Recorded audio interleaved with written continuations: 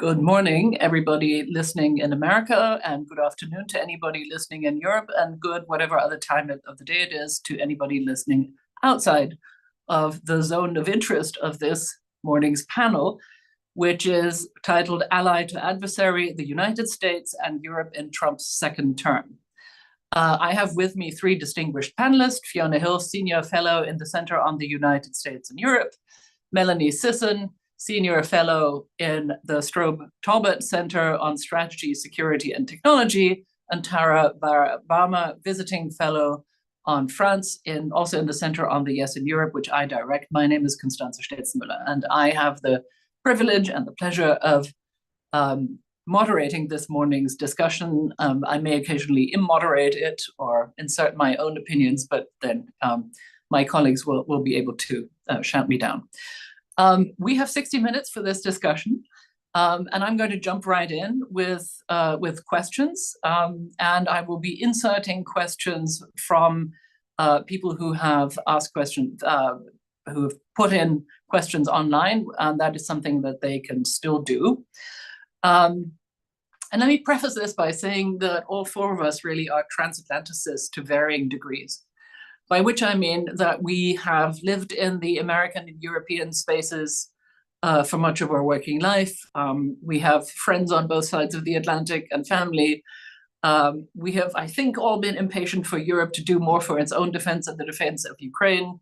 And we have been sympathetic for quite a while to US critiques, but also really want Europe to do more for its own sake. I hope I am not misrepresenting any of you. I know we have differences on specific aspects of that, but I think on that we mainly agree.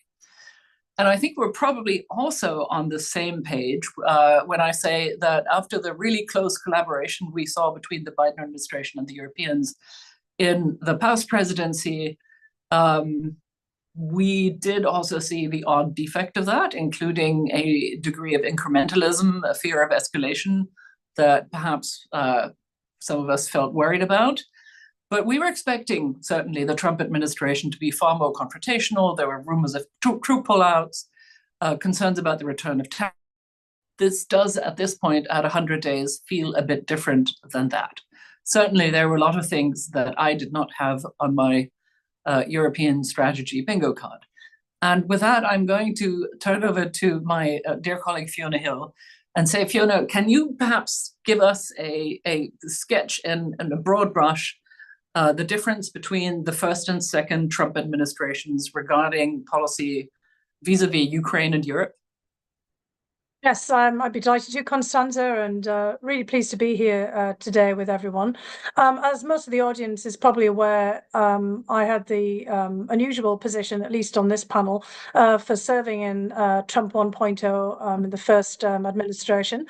Also, unusually as a dual citizen, although not so unusual in the broader context, which is relevant to the discussion today of the Transatlantic Alliance and of the Five Eyes, particular core to the Transatlantic Alliance of the UK, Australia, Canada, and Australia and New Zealand, in addition to the United States being part of intelligence sharing, which also meant that dual nationals of both countries could also be embedded in their governments. In this case, I'm a US citizen, naturalized citizen. And that gave me a particular vantage point in the first Trump administration. I had Russia, as well as all of Europe, under my purview as the senior director in the National Security Council. And as Constanza has already alluded to and also suggested in the way that she framed the question, also the things that we're actually seeing come to fruition this time around were more than prefigured in the first administration. It's just simply, I think, that in Europe, from the perspective of then moving from a one-term presidency of President Trump to the Biden administration, that there was a kind of feeling that this perhaps was a blip, when actual fact there's a lot of continuity in the direction of travel and views, not just of President Trump, but people around him, that it was time for the United States to basically slough off Europe, or certainly to attenuate the very close and tight ties. So in Trump 1.0, as Constanza already suggested, there was a lot of discussions of tariffs. The European Union, if not the United Kingdom, was very much in the crosshairs of those tariffs, particularly when it came to auto tariffs against Germany. Troop withdrawal was also very much on the docket of discussion, especially from Germany. I mean, there's kind of a certain theme here of a certain animus towards Germany that percolated through the first Trump administration, has become, even more clear this time around. And NATO, people will recall that President Trump was very reluctant to talk about Article 5 and to invoke it as his first speech in front of NATO, despite the fact that Article 5 was only ever called into action after the 9/11 terrorist attacks against the United States, with the Europeans coming immediately to US defense and, in fact, also joining in US retaliatory action in Afghanistan and then later expeditionary action in Iraq. Common funding, President Trump wanted to pull away from that funding for NATO as well, and it apparently is on the plans for pulling back of State Department commitments to Europe this time around. And Ukraine, right from the very beginning, President Trump wanted nothing to do with Ukraine. In his first phone call with Angela Merkel, the Chancellor of Germany, she most famously asked him, "Donald, what are you going to do about Ukraine?" He said, "No, Angela, it's got nothing to do with me. What are you going to do about Ukraine?" And he's been very consistent in his idea of trying to distance himself from the war in Ukraine, and frankly, equally consistent in his desire to reset the Russian relationship with the United States, as many previous presidents have also done. So he's not unusual in that regard. But what he is unusual in the regard is his close and personal would-be relationship with Vladimir Putin. I wouldn't say that they're friends, but President Trump is determined to turn that relationship into a close friendship with Vladimir Putin, and has highly personalized the presidency in ways that previous presidents hadn't even managed to do either. So a lot of consistency here, but I think what the difference is that President Trump is unbridled now in his ability to put these things into action. Presidents always have more leeway in foreign policy, but the first time around there were a lot of obstacles. There was a sense that somehow the Russians had got him elected into the White House, which actually wasn't the case, but there was a prevailing sense. There was backlash from Congress about any kind of effort to have a rapprochement with Russia because of Russian interference in the elections. And there was, of course, the Mueller investigation into purported links between the Trump campaign in 2016 and the Russians, all of which didn't actually pan out in the way that people might have anticipated. But certainly that put a lot of obstacles in the way of President Trump pursuing the relationship with Russia that he's really trying to now. But so, Fiona, thank you for reminding us just how much of what we're seeing now was prefigured in one way or another in the first administration, and was simply stopped either by deficiencies of execution or by actual resistance, right? And we are now seeing, I think, much less resistance, at least until now. I think we're still seeing some deficiencies of execution, but we're also seeing a much greater degree of organization and determination to push things through. Still, it seems to me that there are some things here going on that we didn't really envisage, or that I might have fashioned in somebody's remarks at some point in the first 4 years. But I mean, the predatory imperialism towards allied countries, the endorsement of European hard right countries, is that not a qualitative difference? I think it's just a step difference. There was already a lot of attention being paid to populist far-right parties in Europe. Others may recall that President Trump had a propensity for tweeting out videos from all kinds of reactionary parties and movements in Europe, including those from Britain First. That was an episode in Trump 1.0 that I was directly involved in trying to roll back, and it didn't succeed. Also in terms of going after the State Department, all kinds of other institutions that are engaged in foreign policy, those trends were already there. The difference is, of course, that the Heritage Foundation Project 2025 has really coalesced over the 4 years in which President Trump was out of office. And also, we've had a sea change in terms of the Congressional Republican Party. It's now stacked with loyalists to President Trump, and there's no real pockets of resistance in the Republican Party in the way that there frankly were in Trump 1.0 to any of his efforts to have a rapprochement with Russia and to cut the ties with Europe. Now, the predatory action towards European countries, I think we've got Greenland in mind. President Trump was already interested in Greenland in Trump 1.0, and people might also remember that he told the Danes that he wanted Greenland the first time around. It was just, dismissed, and of course, then he was no longer in office. Canada is a bit of a change. He was, and of course, as part of the North Atlantic Treaty Organization, he always was somewhat hostile towards Prime Minister Trudeau of Canada, but this is obviously a dimension which is much greater than simply an animus towards the Canadian leader. I mean, very clear that he didn't think too much of Canada, and he was very hostile towards Canada because of its lack of spending on defense. So, I think that this also comes together, and the President Trump believes that sovereign countries are only those countries that can defend themselves. And, he very much believes that a country is not sovereign if it isn't spending sufficient money on defense. And also if, in his view, the United States is somehow subsidizing it by that country having a major trade surplus with the United States. All of those, the security and economic links come together very clearly, did the first time around, but are now, coming, I think, into sharp focus. I want to go to Melanie with that. I will just put in there as a tiny footnote that countries that spend less than the promised goal of 2% on defense can clearly make up for that by being ideologically on the right side, as we saw in the most recent visit by a European leader to the Oval Office, Giorgia Meloni. But Melanie, I'd like to come to you and ask you,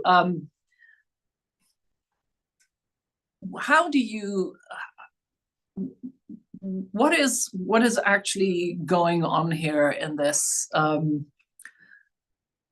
period between the Trump administration and Europe? Is this driven by impulse, by attitudes, by ideology? Is there actually a strategy? Are there maybe several strategies? What are we actually looking at here? Well, thanks, Constanza. And I think that is right now the overriding question in the strategic community generally. And there are a lot of things happening. I don't need to tell you that. So a lot of indicators, data points, things sort of popping up all over, whether those are statements or actual changes in policy. But it's not yet clear what they add up to in terms of a comprehensive picture. I do think there are some, in addition to some of the continuities that Fiona just mentioned, I think there's some things that we can piece apart in the broader idea of how the administration is thinking about the world. I don't want to go so far as saying a cohesive or comprehensive worldview at this point, but I think there are some ways we can think about it that give it a little bit more structure. So when I look at the administration, I think there are some competing camps right now, and they have to do with how they think the world has been working for the post World War II era, the last number of decades. And I think there are some, even in the Republican Party and inside the Trump administration, who think that structure overall worked well for everyone.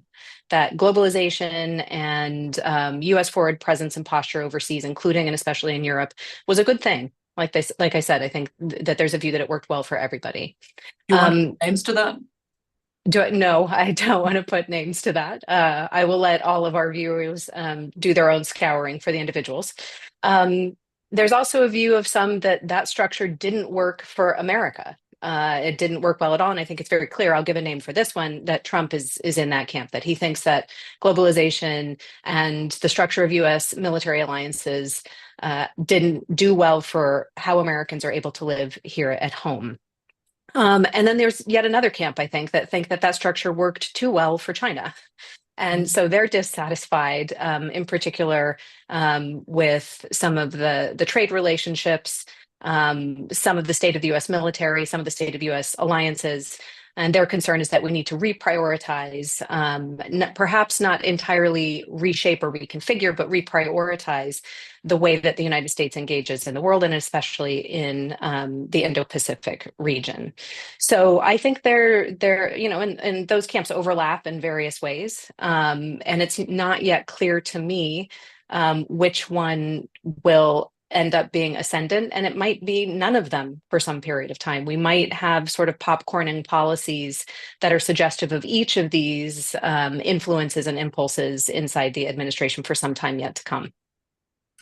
All right. Thank you. I think that that's a very helpful way of divvying it up.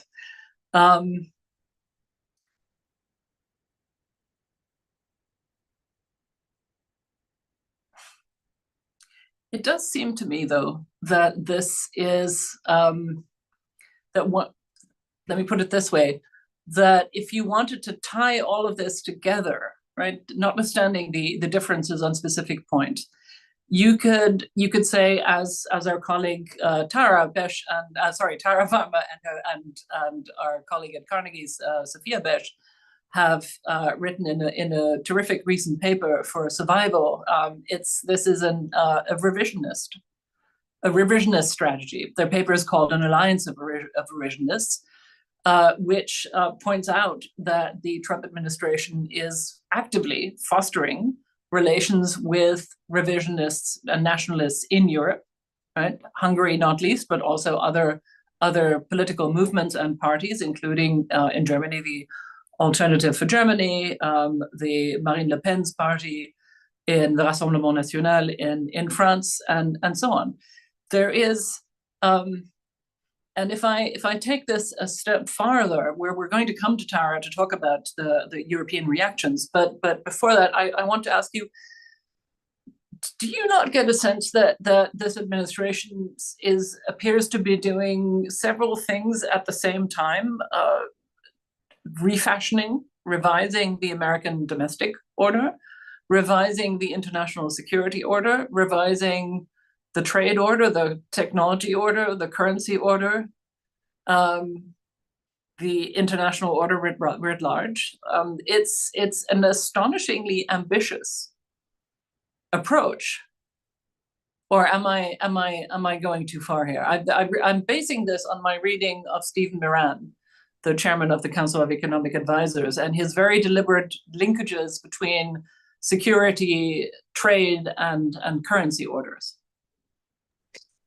I think that you're not wrong. It's just not clear to me that that project is going to be achievable. So the way I can think about it at the moment is I think President Trump in particular, and many around him, have a vision for how they would like the United States to operate domestically.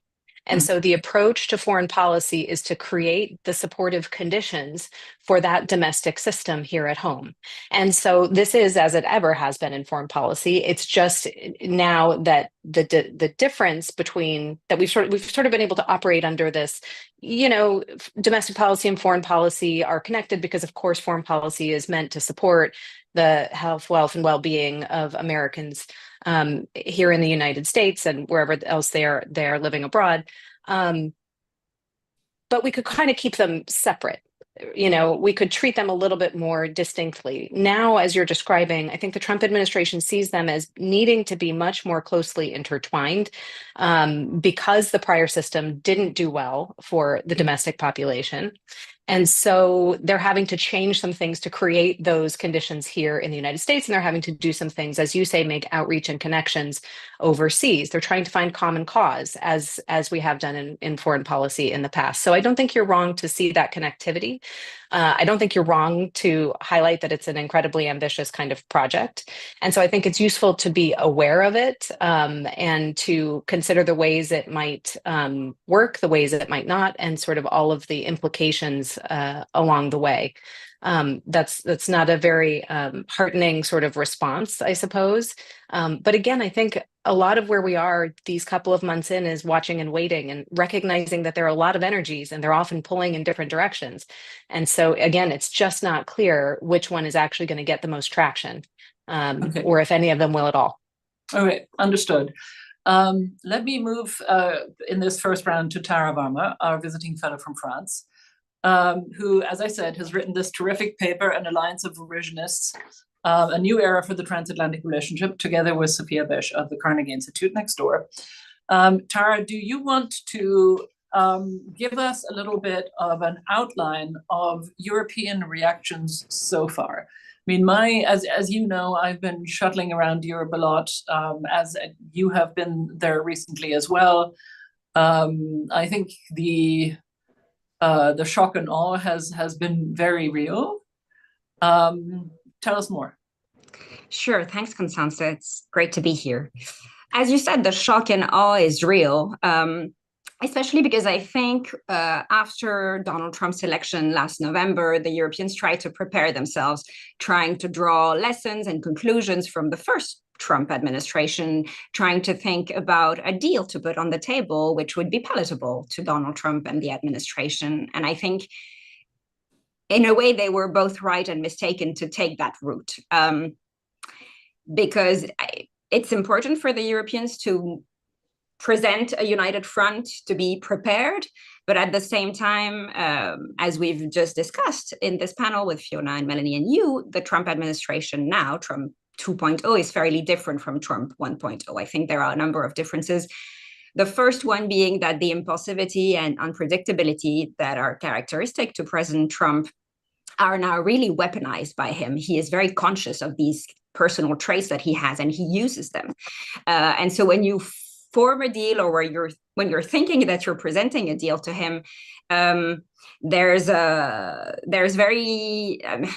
it's a very short time deal in a way. And this is where it's going to be hard for Europeans, because they'll find themselves basically having to face two challenges, amongst many other, but I'll say one, which is that they have to identify personalities who get along with President Trump or who can talk to him. And these are individual heads of states or heads of governments from the European Union. He doesn't want to talk to leaders of the European Union as an institution itself. He hasn't been willing to talk to European Commission President Ursula von der Leyen, but he has spoken to French President Emmanuel Macron, to Italian Prime Minister Giorgia Meloni, to Finnish President Alexander Stubb, of course, to Keir Starmer, the UK Prime Minister. So I think having these personalities basically playing the role of a shuttle between Europe and the US is essential.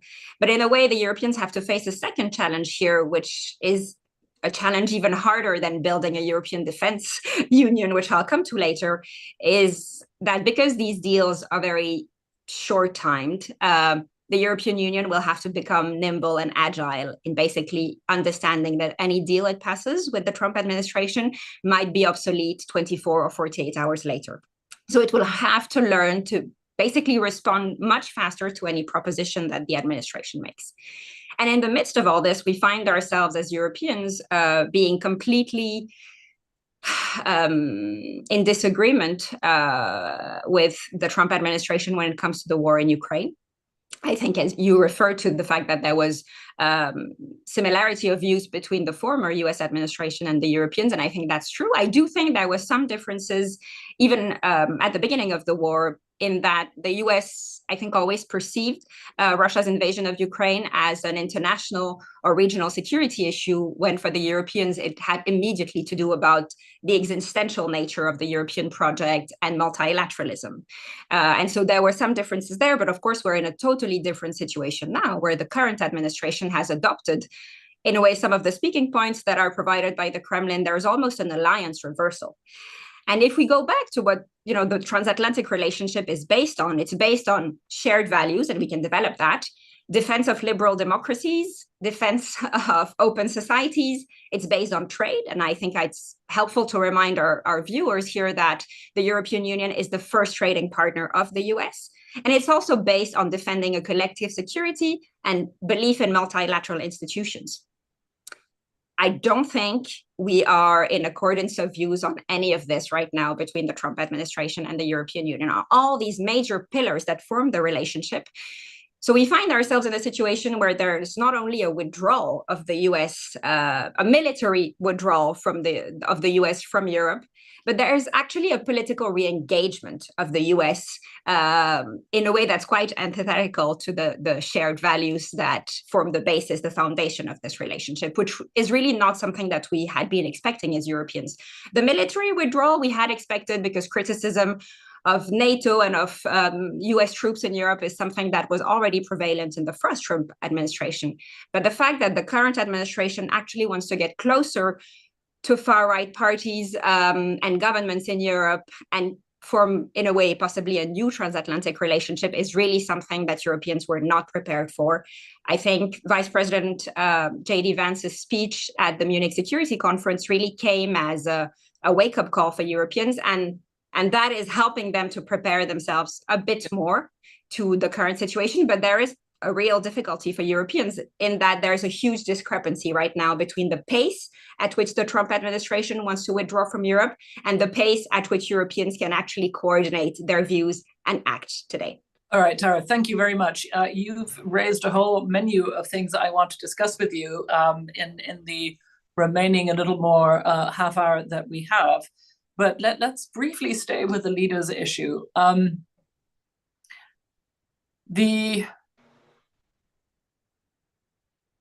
I actually thought that Giorgia Meloni did what she did quite well. Probably the assessment right now is that Finnish President Stubb was the most successful early engagement of Trump because he went golfing with him, and because Stubb apparently is a really good golfer, right? Meloni, from what I've seen, is coordinated carefully with Ursula von der Leyen, has, of course, absolutely nothing to negotiate on herself on trade issues, because that is the exclusive competence of the European Union. But one leader that you haven't mentioned was the Irish Taoiseach, Michael Martin, who came to the White House, got a wonderful meeting in the Oval Office on St. Patrick's Day. And then 2 days later, I think, the president invited Conor McGregor, the wrestler and sort of right-wing, leading right-wing figure in Ireland, who wants to become Ireland's next president and speaks of Trump as his explicit model. I was in Dublin recently, and that did not go down well with the Irish, except possibly with his fan. But that, and of course, the famous Zelensky meeting in the Oval Office has, I think, designated the Oval Office as a political danger zone for visiting Europeans. But let me return, if I may, to the question of Ukraine, and go to Fiona. Fiona, I think at this point we're probably all we all have fairly low expectations of these negotiations between Mr. Witkoff and the Kremlin. And I think there, if I'm not completely mistaken, there is a sense of resignation in Europe that the options that we have been fielding, such as European troops deployed to Ukraine as a quote-unquote reassurance force, are unrealistic because they will be resisted by the Kremlin, and that therefore the only remaining option that we have is to help Ukraine basically weather and battle it out by arming it and enabling it to produce its own weaponry. Is that correct, or do you see any sort of additional opportunity or an opportunity in the negotiations for Europe and for Ukraine that I haven't highlighted? Am I being too pessimistic? Sorry, you're muted, Fiona. Yeah, I thought I'd unmuted myself. You'd think I'd know by now. I must have muted and then unmuted and muted again. Yes, exactly. Yes, there's probably a metaphor in there somewhere for what we're talking about. Look, I think that this situation is highly complex. It's very fluid. So I think we shouldn't rule anything out, and it may be that something actually comes out, perhaps not what's intended out of these negotiations, but because they're really only a negotiation for a ceasefire, and that obviously has not succeeded in any way. And we've seen, obviously the ceasefire in Gaza has also fallen apart. So ceasefires are simply that, a ceasing of fire for a period of time, and we haven't even got there yet. But I mean, the fact is, Melanie and Tara and you and we're all speaking about the fact that Europeans have now got a very different perspective on everything. Could well mean that the parallel discussions that Europe is having that intersect with the US discussions and engagement with other parties that are also interested in this could actually leave somewhere over a period of time. I just wouldn't expect anything, immediately out of the upcoming talks. And what I mean by that is that there are not two sides to this war. There is Russia, obviously, that has invaded Ukraine. And there are other countries that have been supporting Russia in that effort. There's China, perhaps not with weapons, but certainly with political and other material support in allowing Russia to access goods that it couldn't otherwise, that have allowed it to keep in the fight. There's obviously North Korea and Iran, and we can see the United States already engaging with Iran in a separate set of discussions, as if Iran isn't even now kind of a factor, building drone factories for Russia, for use in European geopolitical space. And with North Korea, we saw Trump 1.0. Trump very much wanted to engage with North Korea, and we can see signs that he wants to do that again. For example, which kind of creates another dimension, because the North Koreans are absolutely 100,000%, including thousands of North Korean troops fighting for Russia in its war with Ukraine. So there's all kinds of other dimensions there that have to be factored in, which has got South Korea, Japan, and a whole host of other countries very concerned about what's happening on the ground in Ukraine. They will have a say in how things go. India has been supplying the Russians with weapons, and India has its own separate sets of relationships with Ukraine and also with Europe. And this is an issue about European security. It's not just a conflict that can be resolved by Steve Witkoff, traveling around, here, there, and everywhere in the Middle East and trying to combine everything and just having Trump sit down with Putin. The relationship between Putin and Trump, I think, is now decoupled completely, even from US-Russia relations over the longer trajectory, and absolutely from whatever's going on the ground in Ukraine. So there's lots of complexity here, but I do think that there is some prospect for actually helping the Ukrainians on the European side to dig in and deny Putin and Russia the possibility of going further on the ground in Ukraine. And over time, that might lead through that denial of a complete victory, because Putin's talking all the time about finishing Ukraine off, and denying Putin the ability to finish Ukraine off could eventually lead to some form of ceasefire that might give some space for more negotiations and more diplomacy. But frankly, it's going to be on the part of Europe.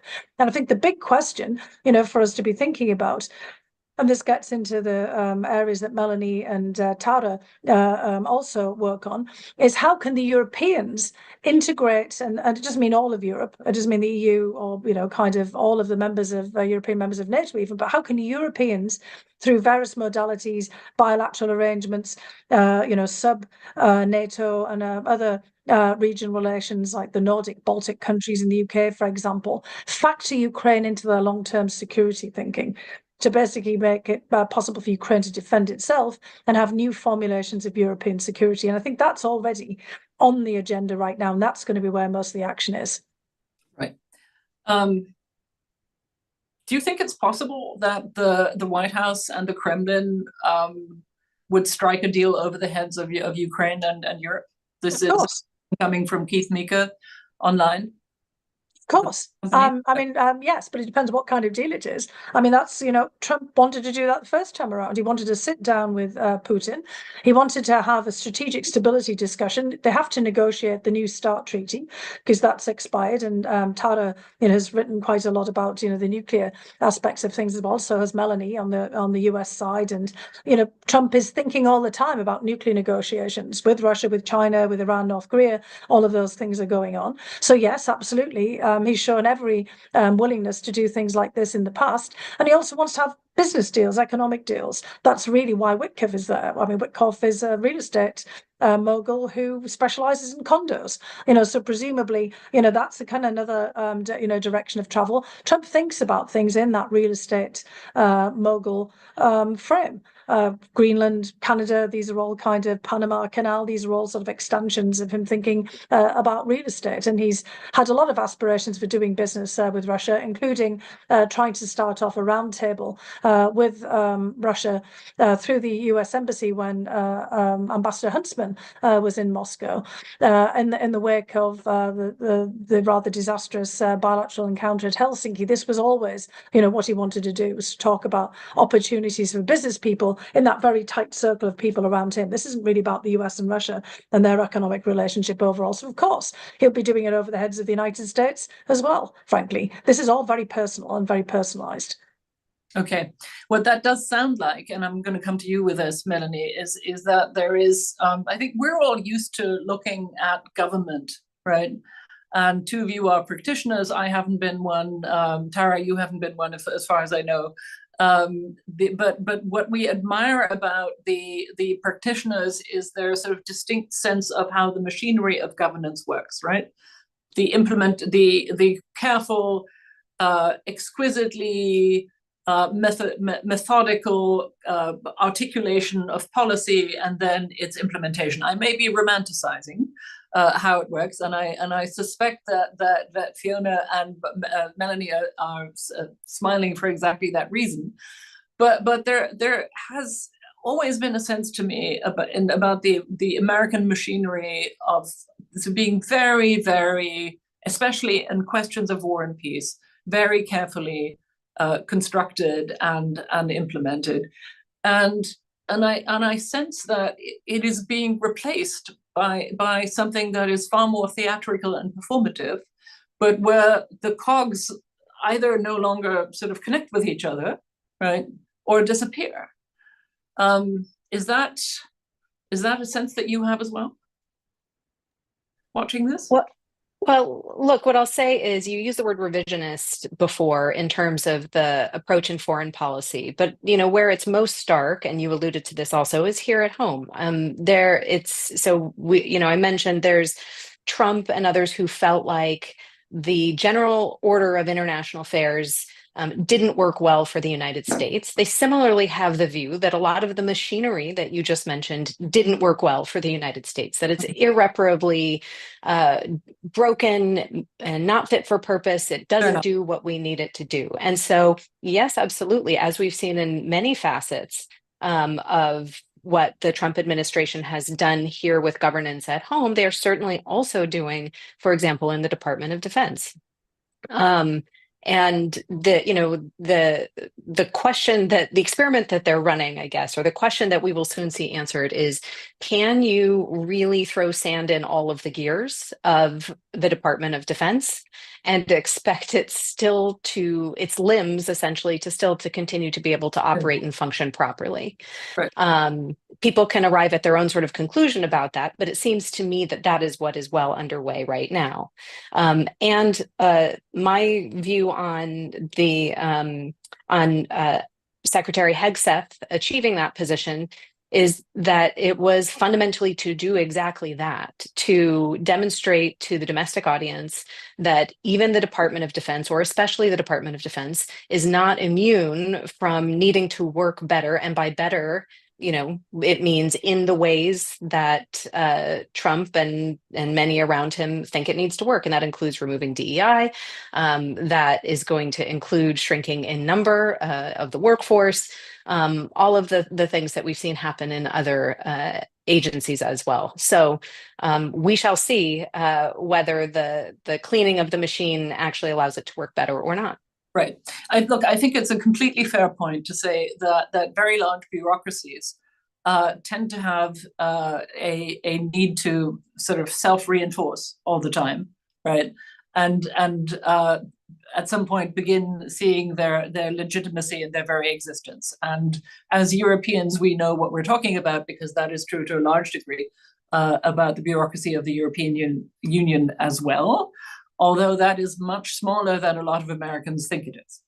But with that, I'm going to come to you, Melanie, with a question about one very large transatlantic institution, which is NATO.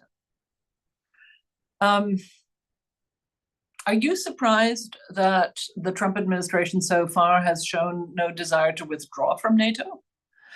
Do you think that we're seeing a partial withdrawal here? I'm reminded of Secretary Hegseth's remarks at the NATO ministerial before the Munich Security Conference, where he suggested that there were some question marks about U.S. participation in conventional deterrence, which is mainly strategic enablers, but that the nuclear deterrent would remain in place. The nuclear extended deterrent would remain in place. What's your take on that? Do you think that that has been borne out? Well, so first, let me say that I'm not surprised that we haven't seen any kind of expression of formal intent to withdraw from NATO, because that would be a very costly endeavor in any number of ways and is completely unnecessary to what it is that the administration might or might not wish to do with the alliance overall. You can think about it as they always have the option and have started to exercise it, although the ultimate determinant will be the European perspective of withdrawing in spirit, if not in fact, right? And that's something that only the Europeans will be able to assess completely, to say, the withdrawal is complete, whether or not the forces remain, whatever the titles might be and so forth. So in the meantime, it also does continue to give the administration a hook into Europeans, into the psyche, but also into the political machinery itself, to keep on with that metaphor. So I think they stand to lose more by officially withdrawing than they stand to gain from it. I will say, and I don't think it's a surprise to you, that my view is that it is not possible to decouple the conventional deterrent from the nuclear deterrent. I think that is a fantasy, and I can't. Well, so what a conventional deterrent essentially says is the United States is willing to pay the price in blood and treasure to defend our allies. We're willing to position ourselves accordingly and accept the risk that we might actually have to follow through on it.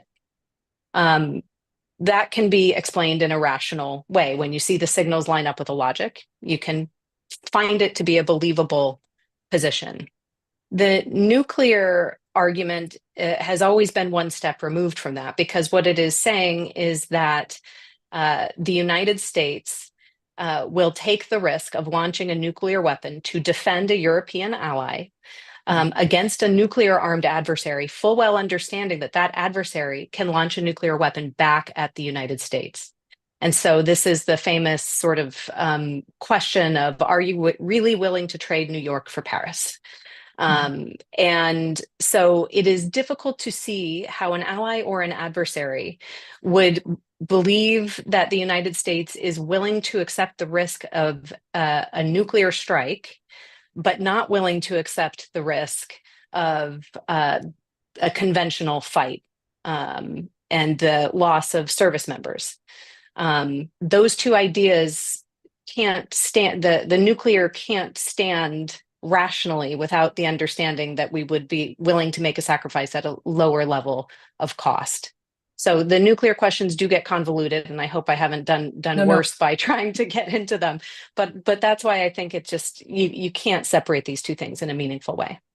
I think that makes complete sense, and that is, that's the, I think that reflects decades of doctrine and practice in the transatlantic arena, and decades of shared understanding between American and European allies.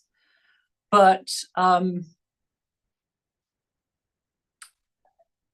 it does seem to me that this administration is willing to question this, right, in ways that undercut the political credibility, right, of the commitment, even if, as you say, doctrinally, it's unfathomable, why that would be a rational proposition. But let me ask you one last thing before I go on to Tara.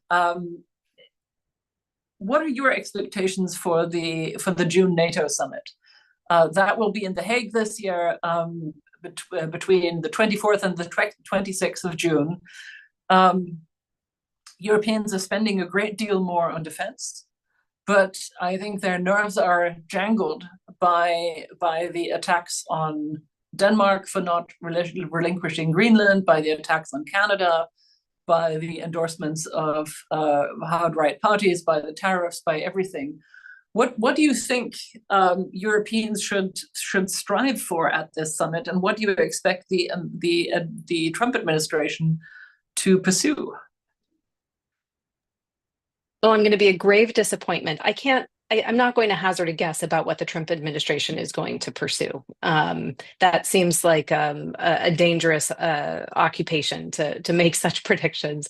What I will say that I would look to the Europeans. You did, and no one can blame you for that. But I think from the European perspective, look, it's going to be what it has long been, which is, there needs to be some sense of cohesion. There needs to be some demonstration of a plan, and there needs to be some spine and some backbone put into it. There needs to be some firmness. In the absence of that, I don't see what good can come of the summit in any, no matter the direction that it takes. Okay, well, that tees Tara up perfectly for the next segment, where I'd like to dig in a little more about what we are doing to make ourselves credible in defense and security. Let's start with the nuclear debates. I mean, one of the more astonishing aspects of this moment is that there is now suddenly a serious debate about a European nuclear deterrent. And one of our watchers sent in a question beforehand, Barbara Bishop from Stanford ACT. Do you believe France will assume the US mantle within NATO? Is Macron going to become the new leader of NATO?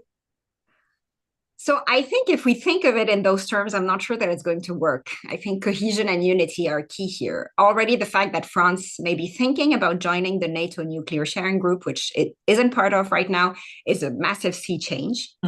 It's not such a sea change that France wants to have a discussion about nuclear deterrence.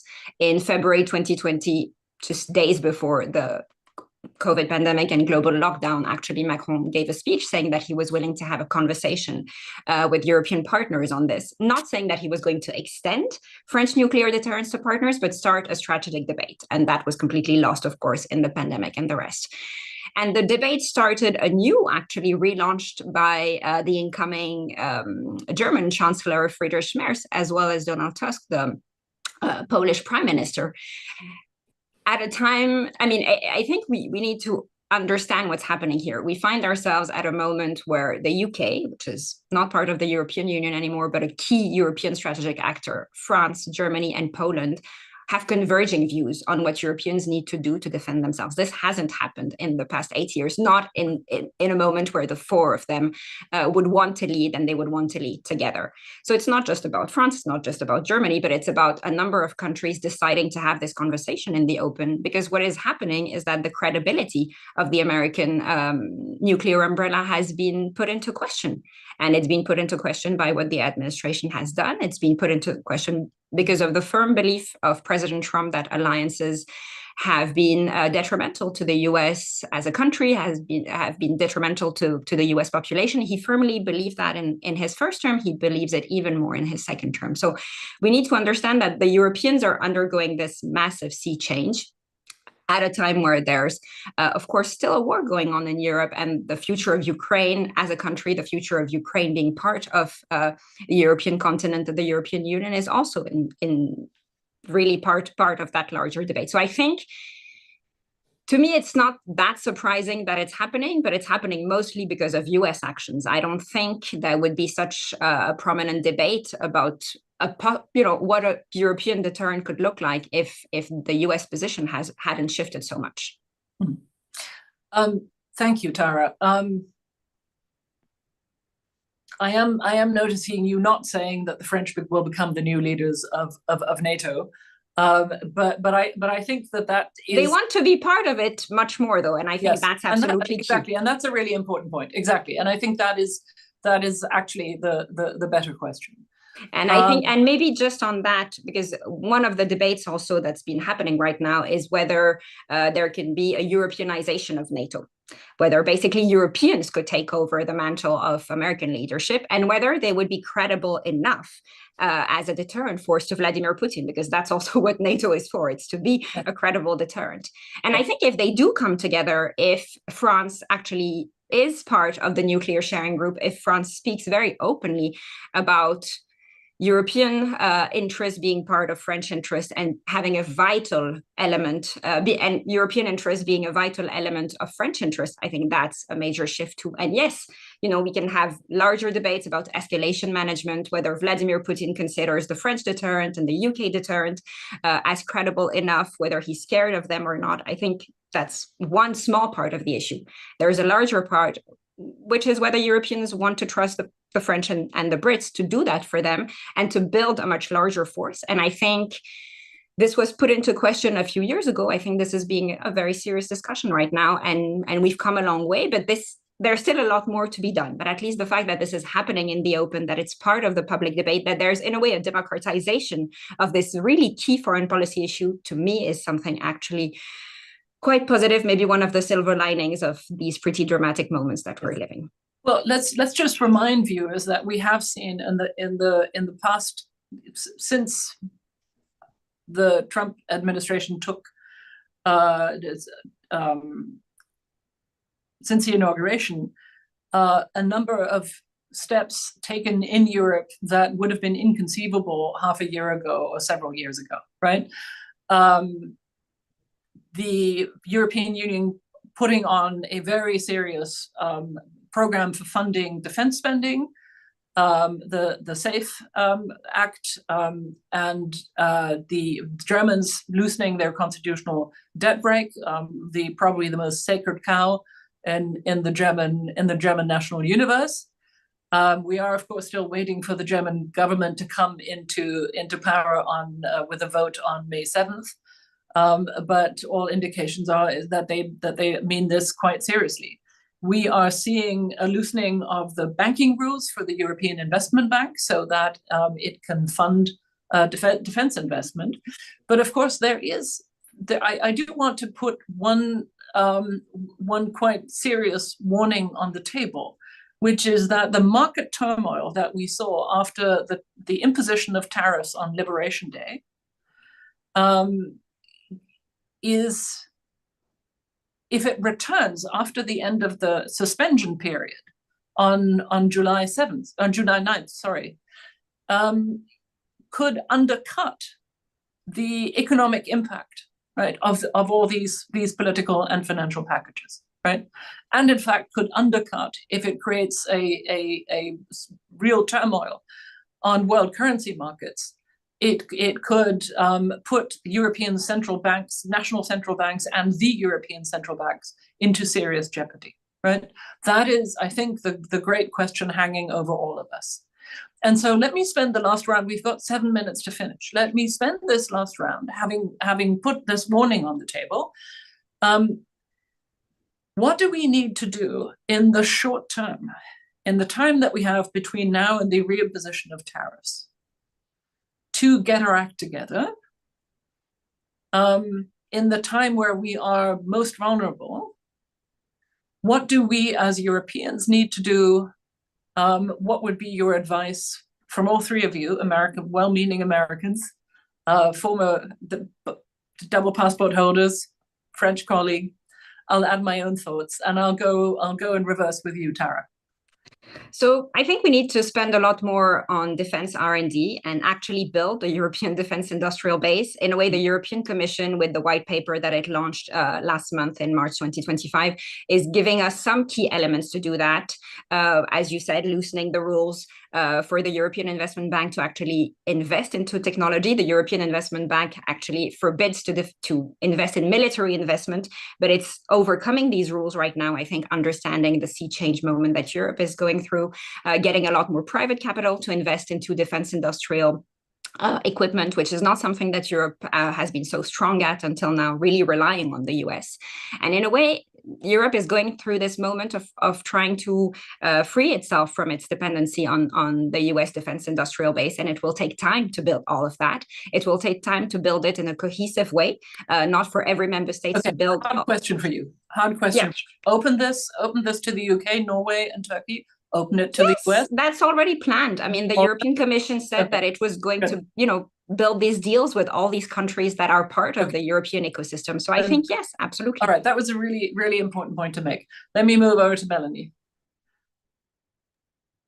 Well, I certainly can't add much to what Tara has said. So I think that's all very clear. Mine is more sort of on the softer side of things, which is to say, in part, Europe needs to be very serious about doing those things because there is not going to be a way to coax this administration back into the kind of transatlantic relationship that existed before. That is done.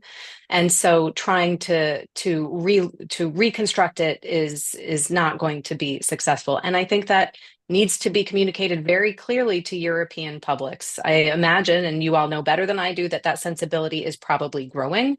The leaders need very much to cultivate that sensibility and explain what that means for all of the various measures that Tara has just described. Can I follow up there with a question about China, which you raised early on? You noted that there are disagreements about the relevance of China as a competitor and as a first order strategic priority for the United States. There is, of course, a temptation and perhaps a risk for Europeans to replace one dependency with another. What would be your advice there? Well, I wouldn't recommend anybody replace dependencies in that way. I think as we do in our ordinary lives, we think about diversification. What I would say when it comes to China is there is going to be a temptation not just to do that supplementing of the one for the other, but for looking at the far ends of the spectrums of all bad or all good. And really what you're going to be working in is the messy middle. I think there is a productive space for European engagement with China. There is still a productive space for European engagement with the United States, albeit very different than it has been before. And so the strategic task is to identify in the specific places that those kinds of ties with both the United States and China can work well and which ones create too much risk. Thank you. Fiona, you have the last word. In this very tense and vulnerable moment, and as somebody who's worked with this president before, who knows European and American debates intimately, what would you advise Europeans to do now in the lead up to the during this period of tariff suspensions and in the lead up to the Hague NATO summit? What should we do? What should we not do under any circumstances? Well, I think the final, admonition from Melanie there about being, very careful about, rupturing relations, entirely, and you and others have made this point with the United States, is worth keeping in mind. I mean, there's a risk of kind of swinging, way over to the other side as a result of everything that's happened. But I think that absolutely one should not assume that the United States is going to come back in any way into the kind of relationship that it was previously, and it should not. In fact, I mean, we've all been saying for some time that Europe needed to reduce its dependencies. We've had, the words vassal states thrown around. Vladimir Putin and, perhaps President Xi also think that Europe are the vassal states of the United States, and I think it's Europe's time to show that that's not the case. This also means a completely different relationship with China. China has been a party to a European war. China was on the same side as Europe in World War II. It's not now. And Europeans writ large, bilaterally and through their regional frameworks, need to have a completely different discussion about China, about what the implications of all of this are. And I think Europe, as Tara has suggested, has the basis for a comprehensive plan, a completely different way of thinking about security. It's a different mindset. As Melanie's also suggesting, there needs to be a national dialogue. Each country needs to have a national dialogue about its security, and there needs to be regional dialogues. And Europe basically needs to be on a completely different footing. It needs to restore deterrence on its own, and it needs to have its own populations prepared for a whole new world in which there is no longer any dependency on the United States, and Europeans are going to be working this out among themselves, and hopefully they'll get away from petty fights over fisheries and all kinds of other issues and start focusing on the real important tasks ahead about homeland defence for each individual country as well as regional posture. Indeed. Well, thank you very much. I think what you three have outlined suggests that it is indeed time for Europe to rise to the occasion, to live up to the promise of the European project. That's the only way in which we can hope to be an example of others. And it requires two things, really. Dedicated statecraft and the trust of voters, right? It requires politicians business and civil society to pitch in. It truly is an all hands on deck moment. And it is that now, not just at some time in the future. Thank you very much for this terrific discussion with Brookings Fellows Tara Varma, Melanie Sisson, and Fiona Hill. It's been a pleasure and the privilege. Apologies to all of those whose questions I have not referenced. I read them carefully. I got carried away. It's my fault. Have a wonderful day, everyone. Thank you, and come and watch us again when we do our next event. Goodbye.